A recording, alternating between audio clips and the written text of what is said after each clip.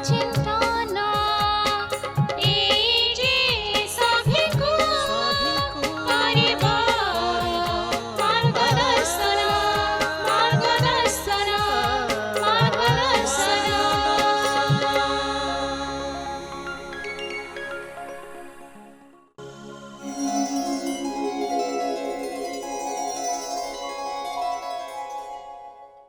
ओम शांति मार्गदर्शन कार्यक्रम को आपण मानक हार्दिक स्वागत करुचु। जीवन में आसुथिबा अनेक प्रकार समस्यार सहज सरल समाधान आमर ये कार्यक्रम मार्गदर्शन द्वारा आपण पाई परिबे बोली आशा। राज्यर भाग्य निर्भर करे राजा उपरे। प्रजा मानकर भल मंद सुख दुख सबकिछि निर्भर करे राजार शासन पद्धति उपरे। थरे जणे आगंतुक चाणक्य पाखक आसिले। सेतबेले चाणक्य किछि लेखा कार्य व्यस्त थिले। किछि समय परे चाणक्य मुंड उठेई से दीपटी को लिभेले एवं अन्य एक दीप जळेई आगंतुक पाखक आसिले। आगंतुक जनक आश्चर्य हो गले। कहले ये कौन से दीप को कहीं लिभेले आउ गोटे दीप कहीं जळेले। चाणक्य तांका उत्तर रे कहिथिले सेईटा थिला राज्यर कार्य आउ से दीपटी राजकोषरु आसीथिबा पैसा रे जळुथिला। किंतु वर्तमान जो आपण मो पाखक आसीचंते किछि परामर्श पई एटा मोर व्यक्तिगत कार्य। तेणु मोर एटा व्यक्तिगत पैसा रे किणिथिबा तेल द्वारा जळुची। व्यक्ति जनक बहुत खुशी हो गले। सम्मान रे तांकर मुंड आपे आपे नईगला चाणक्य पाखरे। तेबे आज से राजा राजुड़ा शासन नहीं। समय अनुसार शासनर परिभाषा मध्य बदली जाइछि। आज सरकार को सहाय्य करिया पई अनेक क्षेत्र रे प्रशासक मान निजर कार्य दक्षता प्रमाणित करुछन्ते। कर्मक्षेत्र रे सेमानकु को प्रकार समस्या को सम्मुखीन होबाकू पड़ी थाए। आसंतु से विषय आलोचना करिबा। आम पाखरे आज अछन्ती से भाई भौणी माने। आमे सेमानकु हार्दिक स्वागत जणाउछु। आ सेमानकर प्रश्नर उत्तर दबा पई आम पाखरे अछन्ती ब्रह्मा कुमारी दुर्गेश नंदिनी दीदी। आपनको हार्दिक स्वागत जणाउछु। कार्यक्रम आरंभ करिया पूर्वरु मु दीदी को अनुरोध करिबी आमर से प्रशासक भाई भौणी मानक पई किछि कहिबाकू। प्रजापिता ब्रह्मा कुमारी ईश्वरीय विश्वविद्यालय आपण मानक स्वागत जनाउछि। आज प्रशासन क्षेत्र रे थिबा भाई भौणी गहन रे आमे प्रशासन शब्द को व्याख्या करने समय रे अनुभव करी हुए कि जीवनर प्रत्येक क्षेत्र रे समाजर प्रत्येक कर्तव्यर सोपान रे प्रशासन शब्दटीर बहुत गुरुत्वपूर्ण भूमिका रही। आज प्रशासनर आधार रे ही समाज श्रृंखलित होगापी संभव होती। कौन सी सिस्टम ऑर्गेनाइज हबारे भी सामर्थ्य को धारण करछि। तेबे से प्रशासन क्षेत्र रे आवश्यकता रही नैतिक मूल्यबोधर एवं आध्यात्मिकतार। कारण प्रशासन सेतेबेले संभव जेतेबेले प्रशासक निजे स्वयं उपरे प्रशासन करिबा पई क्षमता को धारण करथिबो। प्रशासन सेतेबेले सफल हो पारिबो। प्रशासक सेतेबेले सफलता को हासिल करि परिबे तांका कार्य क्षेत्र रे से आगे जाई परिबे जेतेबेले निजर समस्त इंद्रिय को निजर समस्त क्षमता उपरे निजर समस्त इंद्रिय को से तांकर अख्तियार रे करि परिबे। तेणु आध्यात्मिक मूल्यबोध ही आध्यात्मिक ज्ञान ही प्रशासनर गुरुत्व को अनुभव करेबा सह प्रशासक ठारे प्रशासनर कला को बढ़ाइबारे प्रशासक ठारे प्रशासनर कला को जागृति रे प्रशासक ठारे प्रशासनर कला को बढ़ाइबारे सहयोगी हो पारिबो। तेणु वर्तमान समय रे प्रशासनर महत्व को बुझी आत्मविशेषता को अनुभव करने द्वारा आमे प्रशासनर महत्व को बुझी प्रशासक को आत्मज्ञान आधार रे प्रशासनर कला को मध्य वृद्धिमंत करिवार समय वर्तमान कार्यक्रम को आगे नवा शुणा से समस्या। सुषमा देवी आमर वर्किंग लेडी हिसाब से आमर ऑफिस रो जो कार्यभार बढ़ी जाइए परिवार मध्य कार्यभार एमती दिन दिन बढ़ी बढ़ी चलती से परिवार आ ऑफिस भीतर केमती समन्वय रखा जाय परिबा। उभय कार्यभार समन्वय रखिबा कि आपण को जो कार्य करने पाई उपादान अच्छी से संबंध में सचेतन रहिबार आवश्यकता अच्छी किंतु कार्य करिवो किए ऑफिस से भी काम कला वाला आपण आ घरे भी काम कला वाला आपण आ उभय क्षेत्र रे भी अनेक रोल्स प्ले करिबा पई कि आपणकर सामर्थ्य को जागृत करिबा पई आवश्यक अछि आपणक भितरे थिबा अर्थात आपणकर आंतरिक शक्ति को चिन्हिबा सहित आंतरिक उपादान मानकु किभଳି भाबरे व्यवहार करा जाय परिबो ता संबंध रे जानिबा। तेणु आपणको स्थिर है विशेष करी आपणक पाखरे जो आंतरिक शक्ति रही से संबंधर सचेतनता ही आपणको प्रत्येक क्षेत्र रे निज कार्यभार को ठीक भाबरे तुलेबा पाई ऑफिस एवं घरर दायित्व रे समन्वय रक्षा करी तुलेबार सामर्थ्य को सहयोग करिवो। नारी समस्त शक्तिर अधिकारिणी तेबे ता भीतर शक्ति को जागृत करने पाई ताको किछि समय नीरव रे चिंता करबा दरकार। वर्तमान जीवा परवर्ती प्रश्नकर्ता पाखक। वर्तमान समाज रे जे भली मानवीय मूल्यबोधर अवक्षय घटुची आम सेक्रेटेरिएट रे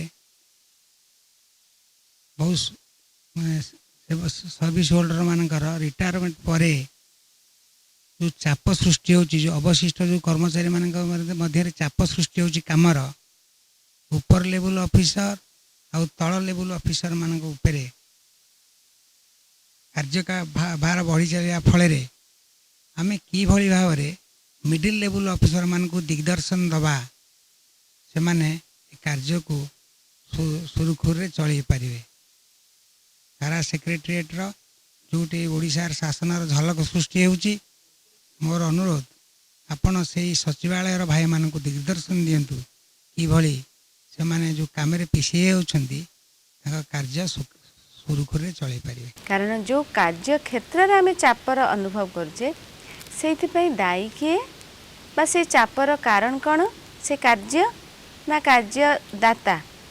कारण स्वाभाविक भाबरे जो परिस्थिति दे आजिर जीवन यात्रा रे व्यक्ति गति करछि तो से समय से अनुभव करछि वर्तमान परिस्थिति रे जो कार्य क्षेत्र रे रहिछि अतीतर किछि कर्मर चाप अतीतर कौनसी एक्सपीरियंस तार मध्य चिंताधारा जहा कि मन उपरे चाप पकाउछि एवं वर्तमान समय रे थाइकरी अनिश्चित भविष्यत पाई कि जो दृष्टिकोण तार प्रभाव मध्य मन को प्रभावित करछि। ता छड़ा वर्तमान समय रे जो कर्मर चाप अछि से कर्मर चाप को फेस करिबा पाई कि जो चिंताधारा जो पारिपार्श्विक अवस्था ताको कह जाए आउटर जो वर्तमान समय रे जो एक्सटर्नल चाप पड़ुछि आ ताको फेस करिया पाई जो इंटरनल शारीरिक मानसिक यही सबू जो व्यक्तित्वर आंतरिक परिवेश रोची परिस्थिति रोची एठी मध्य प्रेशर रोची। तेणु चारिआडू चापी हो जाउछंती आमे मोटा मोटी भाव में कहदे कर्मर चाप ए कर्मर चाप को ओवरकम करने पाई कि जो आंतरिक शक्ति दरकार से कर्मर चापरे चापी हो जिबा परे जणे कहूची मते आ समय नहीं निजर व्यक्तित्वर उन्नति पाई सुजोग नहीं आउ स्वाभाविक भाव में से निजको स्ट्रेसफुल सिचुएशन निजको स्ट्रेसफुल सिचुएशन रो शिकार हेची बोली स्वीकार करची। तेबे एई अवसर रे ए जो स्ट्रेस चारिआडू चाप पड़ुची तो जड़े स्वाभाविक से चापी हो किंतु से चाप को ओवरकम करने तार आंतरिक शक्ति जहाँ आमे विज्ञान रे जानीचे स्ट्रेस रो डेफिनेशन स्ट्रेस प्रेशर अपन रेजिलियंस जो फोर्स पड़ुची चारिआडू चाप पड़ुची आ ताकू तार प्रेशर बेसी हो जाउची कहा ठारू रेजिस्टेंस पावर ठारू तेणु आम जड़े व्यक्ति जो परिस्थिति मानकरे चापर शिकार हो आंतरिक शक्तिर अवक्षय जोगु से चापर शिकार हो जाउची तेणु ए चाप को ओवरकम करबा पई कि प्रत्येक कार्यालय रे प्रत्येक कर्मचारी मानकु आत्मसचेतनता संबंध रे अवगत करेबार आवश्यक अछि सेक्रेटेरिएट भली कार्यक्षेत्र मानक विषय आपण प्रश्न कले तो जोठी अनेक कर्मर चाप रही एवं प्रत्येक कर्मचारी मानकु ए चापर ओवरकम करबा पई तथा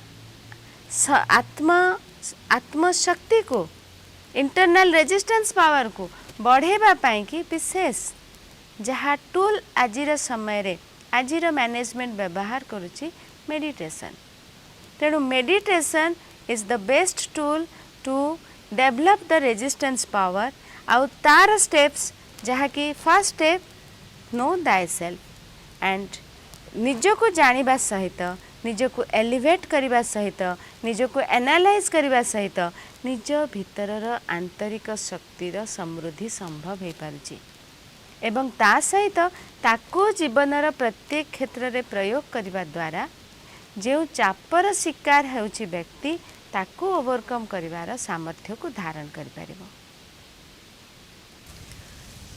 कर्मक्षेत्र चापरू मुक्ति पाइबा पई मेडिटेशन रो भी आवश्यकता रही तेबे सबु क्षेत्र रे मन को शांत रखि पारले धीर स्थिर भाव में सबु समस्यार समाधान हो पारिबो। वर्तमान जीवा परवर्ती प्रश्नकर्ता समस्या शुणा पाई।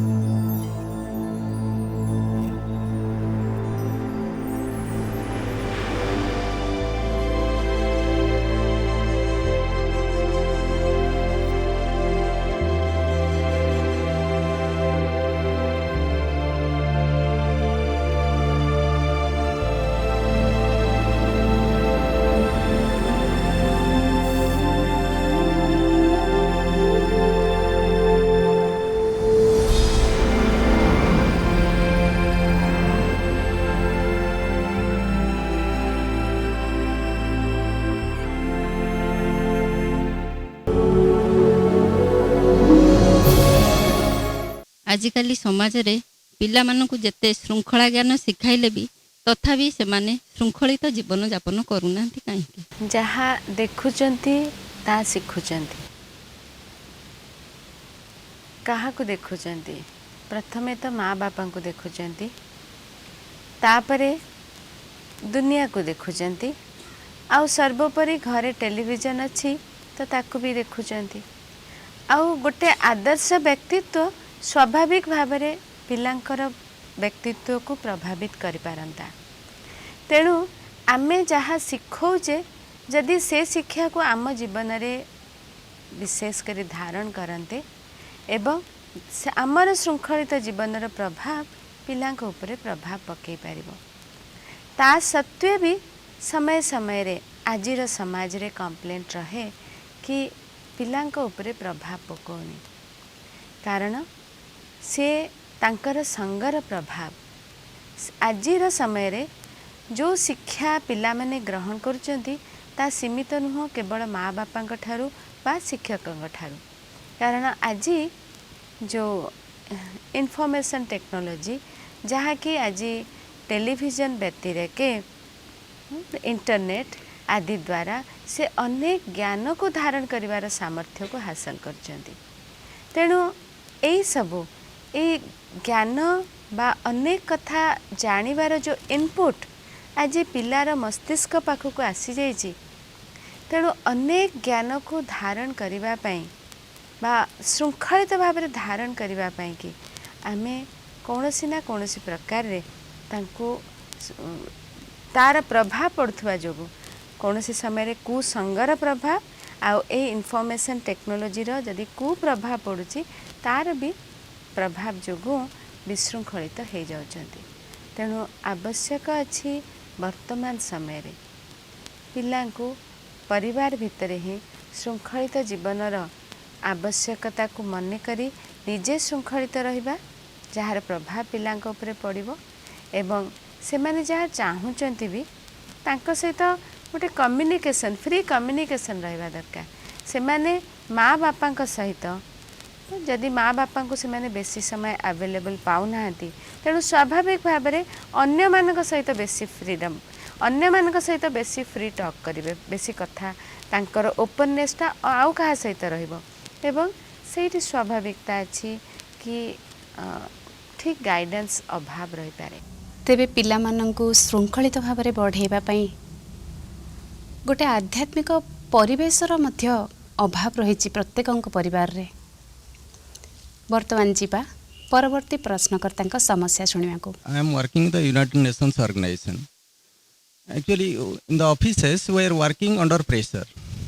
If some pressure comes, we are just reacting to the situations or just shouting to the situation. Is there any principles to be calm and quiet to eradicate the situations, or even in mantra so that we can be calm and quiet? भी situation आसुची स्वाभाविक भाव में बोध हुए आम आतंकित हो जाऊे कि ये सिचुएशन जहाँकि वर्तमान मते फेस करने को अच्छी एवं तापाई आम प्रतिक्रिया सृष्टि होमती हठात आमको गोटे बिरुड़ीटे कामुड़ी देला तो स्वाभाविक बाहरी जाऊँगी तेणु आम प्रतिक्रिया कर पकाचे जो कि आमको आघात है कौन सी कहारी द्वारा आक्रमण है किंतु आम ऑफिस क्षेत्र में आमे जो कार्यर परिसर रे अच्छे आमे आतंकित हवा उचित नुह कि एठी मते प्रत्येक क्षेत्र में कौन सी आघात दवापाई प्रयास जारी रहनी तो तेणु आमे जो क्षेत्र रे जो कर्मर परिसर रे अच्छे से कर्म क्षेत्र रे आम कार्य करिवार क्षमता को आमे चिन्हि जिबा दरकार।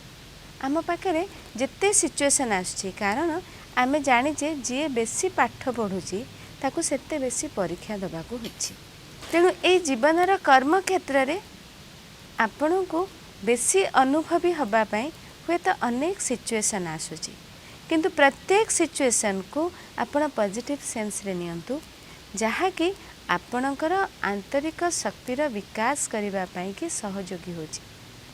अनेक समय परे आपण यदि विगत जीवन को अवलोकन करेंगे जहाँ कि अनेक विशेषतार भरपूर कर दे पारुछि आपण को व्यक्तित्व को तेणु जो परिस्थिति आसुची ताकू फेस करबा पई कि आपण जानिनबा दरकार इन पॉजिटिव सेंस कि ए समस्त परीक्षा रे मु वर्तमान जो परीक्षार्थी ए परीक्षा को अतिक्रम करबा पई मो पाखरे सामर्थ्य अछि। यू शुड हाव कॉन्फिडेंस आपण को कॉन्फिडेंस जागृत करिवार आवश्यक अछि।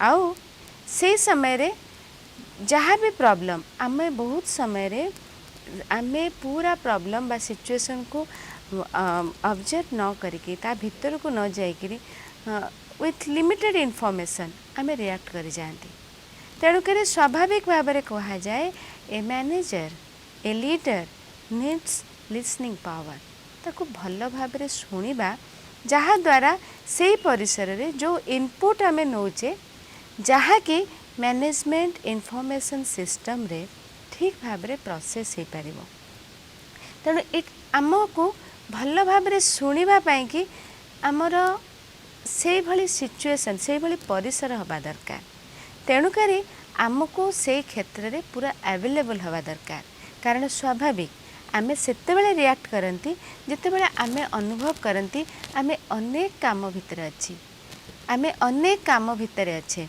କେଉଁ କାମଟାକୁ ଆଗ କରିବି। ତେଣୁ ଗୋଟିଏ କାମ କଲାବେଳେ ଆଉ ଜଣେ ଯେତେବେଳେ ଆସିଯାଉଛି କି ଆଉ ଗୋଟିଏ କାମ ଆସିଯାଉଛି ସେତେବେଳେ ସ୍ୱାଭାବିକ ରିଆକ୍ସନ୍ ହେଇଯାଉଛି। କିନ୍ତୁ ସେ ସମୟରେ ଆମକୁ ସେ କଳା ଶିଖି ନେବା ଦରକାର ଯାହାଦ୍ୱାରା ଆମେ ପୁରାପୁରି ଭାବରେ ଯେଉଁ ଇନଫର୍ମେସନ୍ଟି ମୋତେ ଶୁଣିବା ଦ୍ୱାରା ବର୍ତ୍ତମାନ ମିଳୁଛି ତା ପାଇଁ ମୁଁ ପୁରା ଆଭେଲେବଲ୍ ହେଇପାରିବି। ଏବଂ ଆଭେଲେବଲ୍ ହେବା ଦ୍ୱାରା ଯଦି ଇନଫର୍ମେସନ୍କୁ ମୁଁ ଭଲ ଭାବରେ ଶୁଣିଲି ଏବଂ ତାକୁ ଆନାଲାଇଜ୍ କରିବା ପାଇଁ ମୋର ଆଭେଲେବିଲିଟି ରହିଲା, ମୁଁ ସେଇ ପରିସ୍ଥିତିକୁ ଭଲ ଭାବରେ ଚେକ୍ କରିପାରିଲି, ତାର ପ୍ଲସ୍ କନ୍ସ ବୁଝିପାରିଲି, ତାକୁ ସବୁ ଦେଖିପାରିଲି, ଅବଜର୍ଭ କଲି, ତେବେ ମୋର ଆନ୍ତରିକ ଶକ୍ତି ତଥା ସାହସ ରହିବ ମୋତେ ସବୁ ପରିସ୍ଥିତିରେ ବା ସେଇ ପରିସ୍ଥିତିରେ ସେଇ ସିଚୁଏସନ୍କୁ ହ୍ୟାଣ୍ଡେଲ୍ କରିବା ପାଇଁ। ୱିଥ୍ ଲିମିଟେଡ୍ ଇନଫର୍ମେସନ୍ ମୁଁ ନିଜର ଆତ୍ମବଳକୁ ହରେଇ ବସେ। ତେଣୁ ଆମକୁ ଆବଶ୍ୟକ ଅଛି ଇନଫର୍ମେସନ୍କୁ ଠିକ୍ ଭାବରେ ନେଇ ନିଜର ଆତ୍ମବଳ ଦ୍ୱାରା ସାହସକୁ ସଞ୍ଚାରିତ କରି ସବୁ ପରିସ୍ଥିତିରେ, କାରଣ ଆମ ଲାଇଫ୍ ସବୁବେଳେ ସରଳ ନୁହଁ। ଜୀବନ ଯାତ୍ରାରେ ନିଶ୍ଚୟ ଆମକୁ ଭିନ୍ନ ଭିନ୍ନ ପରୀକ୍ଷା ଦେବାକୁ ପଡ଼ିବ, ଭିନ୍ନ ଭିନ୍ନ ପ୍ରକାରର ଢେଉ ଆସିବ। ତେଣୁ ସେଇ ସବୁ ପରିସ୍ଥିତିରେ ତଥା ସମସ୍ତ ବ୍ୟକ୍ତିତ୍ୱଙ୍କ ସହିତ ଆମକୁ ଖାପ ଖୁଆଇ ନେବା ବି ଗୋଟେ ମ୍ୟାନେଜମେଣ୍ଟ ସ୍କିଲ୍। ତେଣୁ ସେଇ ସ୍କିଲ୍କୁ ଧାରଣ କରିବା ସହିତ ଆମେ ଯଦି ଯେଉଁ ଇନଫର୍ମେସନ୍କୁ ଗ୍ରହଣ କଲେ ତାକୁ ପ୍ରପରଲି ଆନାଲାଇଜ୍ କରିବା, ସିନ୍ଥେସାଇଜ୍ କରିବା, କେମିତି with the power of discrimination. ଯାହା ଆମେ ଯଦି ମନକୁ ସ୍ଥିର ରଖିବା, ଯେଉଁ ଇନଫର୍ମେସନ୍ ଆସିଛି ତାକୁ ଆନାଲାଇଜ୍ କରିବା ପାଇଁ ସାମର୍ଥ୍ୟକୁ ଧାରଣ କରିବା, ତେବେ ଆମେ ଜଜମେଣ୍ଟ ପାୱାର ବି ଆମର ବଢ଼ିବ। କ'ଣଟା କରିବା ଉଚିତ, କ'ଣ କରିବା ଅନୁଚିତ, ଆଉ ସେ ଜଜମେଣ୍ଟ ପାୱାର ଆଧାରରେ ଆମେ ପରବର୍ତ୍ତୀ ଷ୍ଟେପ୍ ଟୁ ଶୋଲ୍ଡର ଦ ରେସ୍ପନ୍ସିବିଲିଟି, ଆମେ ସେ ପରିସ୍ଥିତିକୁ ସମ୍ମୁଖୀନ ହେବା ପାଇଁ ଆମକୁ ଯେଉଁ ଦାୟିତ୍ୱ ଦିଆଯାଇଛି ସେ ଦାୟିତ୍ୱକୁ ଅକ୍ଲେଶରେ ତୁଲାଇବା ପାଇଁ ସାମର୍ଥ୍ୟକୁ ଧାରଣ କରିପାରିବା। ଆଉ ଯାହାଦ୍ୱାରା ଆମେ ଯଦି ଗୋ ଆହେଡ୍, ୱି କମ୍ ଫରୱାର୍ଡ଼, ଆମେ ଅନ୍ୟର ବି ସହଯୋଗ ପାଇପାରିବା, ଅନ୍ୟକୁ ବି ସହଯୋଗ ଦେଇପାରିବା। ଏବଂ ଏଇ ପ୍ରକ୍ରିୟାରେ ଏହି ସହଯୋଗ ଦେବା ଦ୍ୱାରା ଆମେ ସ୍ୱାଭାବିକ ଅନେକ ସମୟରେ ଯେତିକି ଆବଶ୍ୟକ ସେଇଠି ହିଁ ଆମ ଇନ୍ଦ୍ରିୟର ବ୍ୟବହାର କରିବା। କାରଣ ଅନେକ ସମୟରେ ଟିକିଏ ଆବଶ୍ୟକ ଥିବ ଆମକୁ ରିଆକ୍ଟ କରିବା ପାଇଁ, ଟିକିଏ କହିବା ପାଇଁ, ଆମେ ଅନେକ କଥା କହି ଆମ ଆତ୍ମବଳକୁ ହରେଇ ବସନ୍ତି। ତେଣୁ ଏହିସବୁ ପ୍ରକ୍ରିୟାକୁ ସୁରୁଖୁରୁରେ କରିବା ପାଇଁ ବା ଯେଉଁ ଇନଫର୍ମେସନ୍ ମିଳିଛି ତାକୁ ଯଥାର୍ଥ ଭାବରେ ୟୁଟିଲାଇଜ୍ କରିବା ପାଇଁ ବା ତାକୁ ଆମେ ଆମ କାର୍ଯ୍ୟ ଦକ୍ଷତାକୁ ଠିକ୍ ଭାବରେ ଆମ କାର୍ଯ୍ୟ ଦକ୍ଷତାର ପରିଣାମ ଦେଖାଇବା ପାଇଁକି ଆମକୁ ଆବଶ୍ୟକ ରହୁଛି ମନକୁ ସ୍ଥିର କରିବା। ଏବଂ ମନକୁ ସ୍ଥିର କରିବା ଦ୍ୱାରା focusing on self, focusing on your thoughts, କୁଆଡ଼େ ଆମ ଚିନ୍ତନ ଯାଉଛି, କେଉଁଥିପାଇଁ ସେ ଯାହା କହୁଛେ ବା ଯେଉଁ କାମ ଅଛି ତାକୁ କରିବାର ମୋର କେତେ କ୍ଷମତା ଅଛି, ଟିକେ ଅନ୍ତର୍ମନ କରି ଆମ ଆନ୍ତରିକ ଶକ୍ତିକୁ ଚିହ୍ନିବା ଦ୍ୱାରା ଆମେ ରିଆକ୍ଟ କରିବାର ଆବଶ୍ୟକତା ରହିବ ନାହିଁ। ମଣିଷ ଭିତରେ ପ୍ରତ୍ୟେକ ପରିସ୍ଥିତିକୁ ସମ୍ମୁଖୀନ ହେବାର ସାମର୍ଥ୍ୟ ରହିଛି, ତେବେ ଚିହ୍ନିବାରେ ଅସୁବିଧା ରହିଯାଉଛି। ଆମେ ସେଇ ଆତ୍ମବିଶ୍ୱାସ ଆମେ ହରେଇ ବସୁଛୁ ଯେ ଆମ ଭିତରେ କ'ଣର ଅଭାବ ରହୁଛି, କିନ୍ତୁ ସେଇ ଅନ୍ତର୍ନିହିତ ଶକ୍ତିକୁ ବିକଶିତ କରିବା ଦରକାର। ଧୀର ଶାନ୍ତ ସ୍ଥିର ହେଇକରି ମନକୁ ଶାନ୍ତ ସ୍ଥିର କରି କିଛି ନିର୍ଣ୍ଣୟ ନେବା ଆବଶ୍ୟକ। ବର୍ତ୍ତମାନ ଯିବା ପରବର୍ତ୍ତୀ ସମସ୍ୟା ଶୁଣିବାକୁ। ମୋ ରିଟାୟାରମେଣ୍ଟ ପୂର୍ବରୁ ଯେଉଁ ଚାପ ଥିଲା, ବର୍ତ୍ତମାନ ରିଟାୟାରମେଣ୍ଟ ପରେ ତାର ବେଶୀ ଚାପ ପଡ଼ୁଛି। ଦାୟିତ୍ୱ ମାନେ କୌଣସି ଗୋଟେ ପରିବାରରେ ଦାୟିତ୍ୱ କେହି ନେଉନାହାନ୍ତି। ମୁଁ ଭାବୁଛି ଏହାର କାରଣ ଶିକ୍ଷାର କିଛି ଅଭାବ ରହିଲା କି ପରେ ପାରିବାରିକ ସମସ୍ୟା କିଛି ରହୁଛି। ହଁ, ପାରିବାରିକ ସମସ୍ୟା ସେଥିପାଇଁ ଆପଣ ମାନସିକ ଚାପର ସମ୍ମୁଖୀନ ହେଉଛନ୍ତି।